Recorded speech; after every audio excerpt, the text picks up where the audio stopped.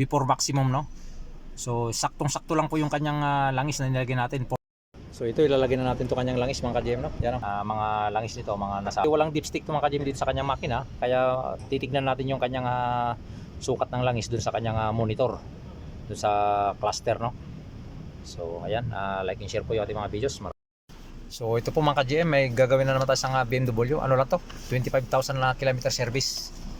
So ito po yung kanyang job card, no? Yan, 25,000 kilometer service. So ngayon, ito yung gagawin natin. BMW na 520i 2023 model. So yan, napakaganda ng loob. So yan po, like and share po yung ating mga videos. At maraming salamat po sa patuloy yung support at panonood ng aking mga video. Yung gamit nating langis, twin power turbo BMW 5W30 polysynthetic. So yan po yung ating gamit na langis, lalagyan natin dito. Yung kanyang oil filter nandito lang, tinanggalan natin, pinalitan na natin kanina mga ka-GM. So maglalagay na lang tayo ng langis. Ang ano pa lang to, 4 cylinder yung kanyang makina. So yan, mga langis nito mga nasa 4.5 liters. Kasi walang dipstick to mga ka-GM dito sa kanyang makina, kaya titignan natin yung kanyang sukat ng langis dun sa kanyang monitor, dun sa cluster, no? Bali piniperform natin yung pag-reset ng kanyang engine oil life sa kanyang langis, no, dito sa BMW na 520i. Dito lang pipindutin lang natin tong BC na to, hold. Mababasa naman natin doon sa kanyang cluster yung kung ano yung sasabihin niya ron. Tapos yung kanyang mamaya rito, yan makikita natin diyan yung kanyang engine oil life level sa kanyang langis, no, yung level ng kanyang langis yan, no. Perform progress na siya. So ayan, progress to reset na siya sa kanyang langis.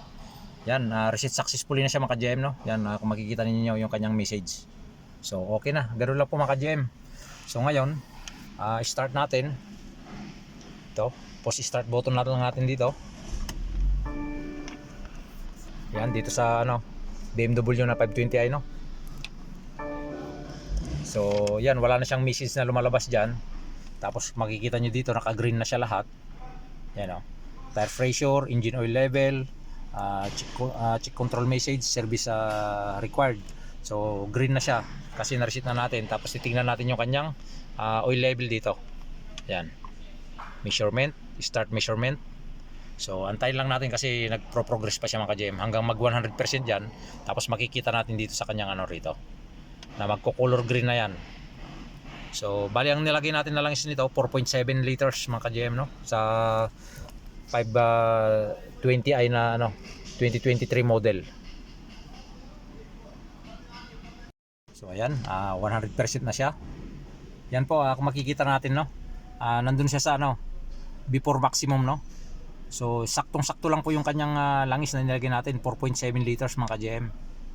So yan, kung makikita niyo kasi ang pinakaan niyan dito sa gitna, ito yung minimum, ito yung maximum. So hindi pa tayo umabot sa sagad ng maximum, no. Yan, tama-tama lang yan. So ganun lang po, bali 4.7 liters yung nilagay natin, 520i na BMW. So ayan, 2023 model. So okay na. Yan, pwede na natin ibigay sa ating customer. Back na natin yan. Dito na tayo sa navigation, home. Yan, sa home niya. So okay, maraming salamat po.